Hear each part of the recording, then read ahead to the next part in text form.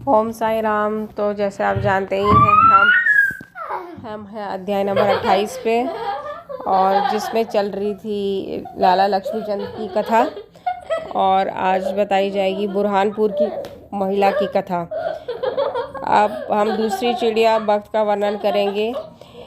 एक दिन बुरहानपुर में एक महिला ने स्वप्न में देखा कि श्री साईं बाबा उसके द्वार पर खड़े भोजन के लिए खिचड़ी मांग रहे हैं। उसने उठकर देखा तो द्वार पर कोई भी न था। फिर भी वह प्रसन्न हुई और उसने यह स्वप्न अपने पति तथा अन्य लोगों को सुनाया।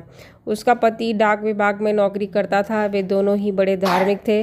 जब उसका स्थानांतरण अकोला को हुआ तो दोनों ने शिरडी जाने का भी निश्चय किया और एक शुभ दिन उन्होंने शिरडी को प्रस्थान कर दिया। मार्ग में गोमती तीर्थ होकर वे शिरडी पहुंचे और वहां 2 माह तक ठहरे। प्रतिदिन वे द्वारका माई जाति और बाबा का पूजन कर आनंद से अपना समय व्यतीत करते थे। यद्यपि दंपति खिचड़ी का नैवेद्य भेंट करने को ही आए थे, परंतु किसी कारणवश उन्हें 14 दिन तक ऐसा संयोग प्राप्त न हो सका। उनकी स्त्री इस कार्य में अब अधिक विलंब न करना चाहती थी, इसलिए अब 15वें दिन दोपहर के समय वह खिचड़ी लेकर द्वारका माई में पहुंची तो उसने देखा कि बाबा अन्य लोगों के साथ भोजन करने बैठ चुके हैं। पर्दा गिर चुका था, जिसके पश्चात किसी का साहस न था कि वह भीतर प्रवेश कर सके, परंतु वह एक क्षण भी प्रतीक्षा न कर सकी और हाथ में पर्दा हटाकर भीतर चली आई।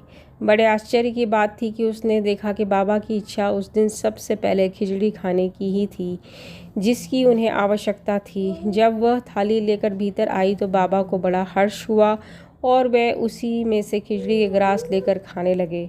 बाबा की ऐसी उत्सुकता देख प्रत्येक को बड़ा आश्चर्य हुआ और जिन्होंने यह खिचड़ी की वार्ता सुनी उन्हें भक्तों के प्रति बाबा का असाधारण स्नेह देख बड़ी प्रसन्नता हुई। तो ये पहले भी बताया जा चुका है, भक्त के मन में क्या चल रहा है, क्या भाव उठ रहे हैं, क्या विचार आ रहे हैं, ये बाबा पहले से ही जानते हैं और हमेशा अच्छे विचारों को प्रोत्साहन देते हैं। तो हमेशा ही साईं बाबा इसी प्रकार के थे। तो भक्तों के बीच में रह के उनको बहुत ज़्यादा प्रेम करने वाले इसी प्रकार के संत थे हमारे साईं बाबा। तो जितने परेशानियां कष्ट हैं अवश्य बाबा के सम्मुख बोलिए, उनके चरणों में रखिए, इच्छाएं बाबा के चरणों में रखिए और इन सब कथाओं का श्रवण अवश्य कीजिए। और इसी के साथ में आती है एक बहुत ही महत्वपूर्ण कथा, जो है मेघा का निर्वाण। अब तृतीय महान पक्षी की चर्चा सुनिए। बिर्म गांव का रहने वाला मेघा अत्यंत सीधा और अनपढ़ व्यक्ति था। वह राव बहादुर वी साठे के यहाँ रसोइये का काम किया करता था। वह शिवजी का परम भक्त था और सदैव पंचाक्षरी मंत्र ओम नमः शिवाय का जाप किया करता था। संध्योपासना आदि का उसे कुछ भी ज्ञान न था, यहाँ तक कि वह संध्या के मूल गायत्री मंत्र को भी न जानता था। राव बहादुर साठे का उस पर अत्यंत स्नेह था, इसलिए उन्होंने उसे संध्या की विधि तथा गायत्री मंत्र सिखला दिया। साठे साहब ने श्री साईं बाबा को शिवजी का साक्षात अवतार बतलाकर उसे शिरडी भेजने का निश्चय किया, किंतु साठे साहब से पूछने पर उन्होंने बताया कि श्री साईं बाबा तो यवन है, इसलिए मेघा ने सोचा कि शिरडी में एक यवन को प्रणाम करना पड़ेगी, ये अच्छी बात नहीं है। भोला भाला आदमी तो वो था ही, इसलिए उसके मन में असमंजस पैदा हो गया। तब उसने अपने स्वामी से प्रार्थना की कि कृपा कर मुझे वहाँ न भेजे, परंतु साठे साहब कहाँ मानने वाले थे।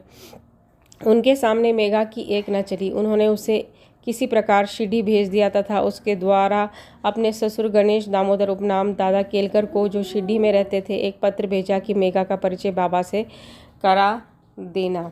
शिरडी पहुंचने पर जब वह द्वारका माई में घुसा तो बाबा अत्यंत क्रोधित हो गए और उसे उन्होंने द्वारका माई में आने की मनाही कर दी। वे गर्जन कर कहने लगे कि इसे बाहर निकाल दो।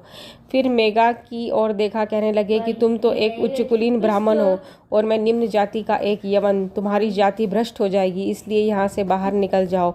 ये शब्द सुनकर मेघा कांप उठा। उसे बड़ा विस्मय हुआ कि जो कुछ उसके मन में विचार उठ रहे थे उन्हें बाबा ने कैसे जान लिया। किसी प्रकार वह कुछ दिन वहाँ ठहरा और अपनी इच्छा अनुसार सेवा भी करता रहा, परंतु उसकी इच्छा तृप्त नहीं हुई। फिर वह घर लौट आया और वहाँ से त्र्यंबक नासिक जिले को चला गया। वर्ष भर के पश्चात वो पुनः शिरडी आया और इस बार दादा केलकर के कहने से उसे द्वारका माई में रहने का अवसर प्राप्त हो गया। साईं बाबा मौखिक उपदेश द्वारा मेघा की उन्नति करने के बदले उसका आंतरिक सुधार कर रहे थे।